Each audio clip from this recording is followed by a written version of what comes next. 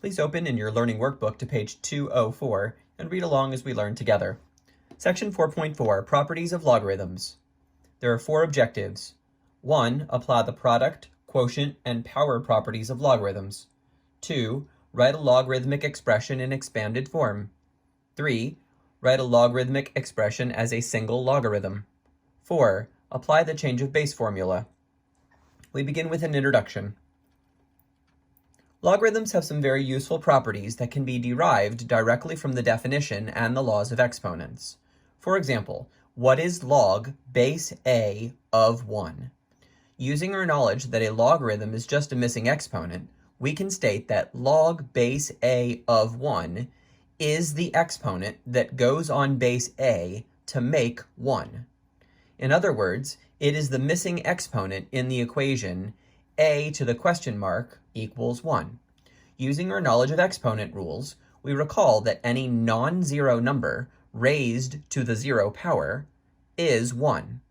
Since a is a non-zero number, the base must be positive and not equal to 1, the value of the question mark is 0. Therefore, the value of the missing exponent is 0, and log base a of 1 equals 0. This gives us a property of logarithms. Several other properties are derived in your textbook. They are summarized below. In the list that follows, a, b, m, n, and p are real numbers.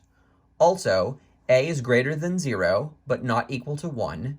b is greater than 0, but not equal to 1. m is greater than 0, and n is greater than 0. Okay, as you can see, we have a lot of log properties here. I'm just going to read each one out loud. This is good practice for your pronunciation skills. Definition: y equals log base a of x means x equals a to the y power. Properties of logarithms: log base a of 1 equals 0. Log base a of a equals 1. A raised to the power log base a of m equals m. Log base a of the exponential a to the p equals p. Log base a of the product mn equals log base a of m plus log base a of n. Log base a of the quotient m over n equals log base a of m minus log base a of n.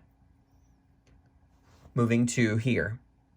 Log base a of the exponential m to the p power equals p times log base a of m. A to the x power equals e to the power x times the natural log of a. If m equals n, then log base a of m equals log base a of n. Similarly, if log base a of m equals log base a of n, then m equals n. And finally, the change of base formula. Log base a of m equals log base b of m all divided by log base b of a.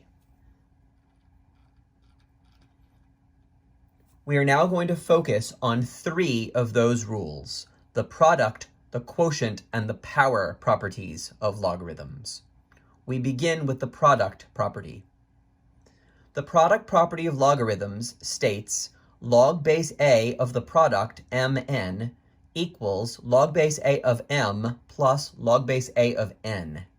It can be used to turn a log of a product into a sum of logs, 2 logs being added.